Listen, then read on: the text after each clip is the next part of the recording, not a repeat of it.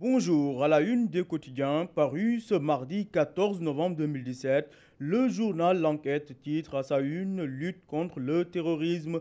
Macky opte pour les armes. En effet, selon le président Sall, face aux nouvelles menaces, les missions classiques de maintien de la paix ne sont plus adaptées. Avant d'ajouter qu'on ne peut maintenir la paix là où elle n'existe pas, non sans oublier de préciser que les djihadistes vaincus ailleurs vont chercher des zones de repli en Afrique, a déclaré Macky Sall hier lors de l'ouverture de la 4e édition du Forum de Dakar sur la paix et la sécurité, à lire dans l'enquête.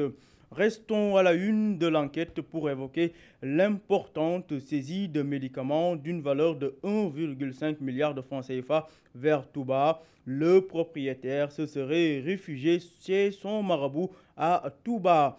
Nos confrères de l'Observateur barrent à leur une Modulo cité dans un cambriolage dans le cadre d'une affaire de vol avec effraction dans un magasin de petits colas à Ouest Foire.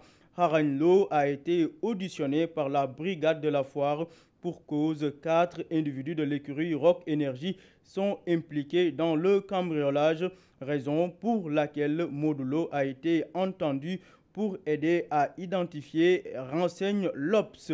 Toujours à la une de l'Obs, les Lions de la Teranga ont été reçus hier au Palais de la République par le président Macky Sall qui, s'adressant aux joueurs, les exhorte à être sérieux jusqu'au bout afin de gagner le match retour aujourd'hui au stade Léopold Sédar Senghor.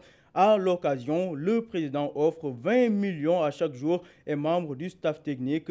Pendant ce temps, l'Assemblée installe les 4 bourreaux de Khalifa. En effet, les 4 membres du bureau du comité ad hoc ont été désignés hier. Il s'agit de Aïmé Rouning, le président du comité, de Maître Madi Kenyan Awagay ainsi que de Seydou Gueye, à lire page 3 de l'Obs.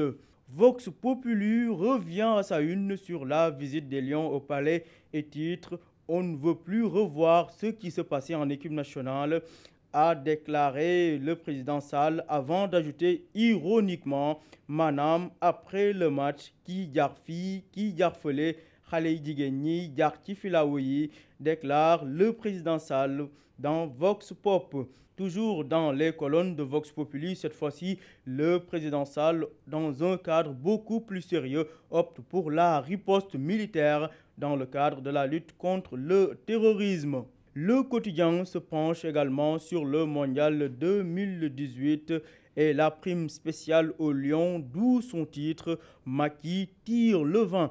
Les joueurs obtiennent chacun 20 millions et profitent également de l'occasion pour réclamer des passeports diplomatiques et terrains. Les détails, page 3 du quotidien. L'As qui renchérit et titre Macky gâte et accule les Lions. Toujours à la une de l'As, l'insécurité alimentaire menace le nord du Sénégal, le Fouta menacé de famine. Pendant ce temps, Maïs Diouf, formateur à l'Indes, pointe du doigt et déclare le mal du système de santé est lié au manque d'éthique et de déontologie, à lire page 6 de l'As quotidien. Libération revient à sa une sur le scandale des audiences fictives de la Cour d'appel de Dakar. Le juge ouvre la boîte de Pandore. Amadou Lamine Diagne, auditionné dans le fond par le doyen des juges le 7 décembre prochain. Les dernières révélations d'une affaire explosive pour la justice, à lire dans Libération. Restons sur Libération pour évoquer la recapitalisation de la SAR. Locafrique dégaine 46 milliards de francs CFA et de son côté, le conseil d'administration lance un audit technique et financier, renseigne Libération. Sport pour boucler, Sénégal, Afrique du Sud aujourd'hui à 19h30 au stade Léopold Sédar Senghor. Macky exige la victoire, nous dit Stade de Quotidien. De son côté, Aliou Cissé se prononce sur l'avenir de l'équipe nationale de football du Sénégal. La porte n'est fermée à aucun joueur, dixit Aliou Cissé, à lire dans Stade Quotidien. Vox Pop revient sur le coup de tonnerre. L'Italie n'ira pas en Coupe du Monde Russie 2018. À vos journaux et bonne lecture.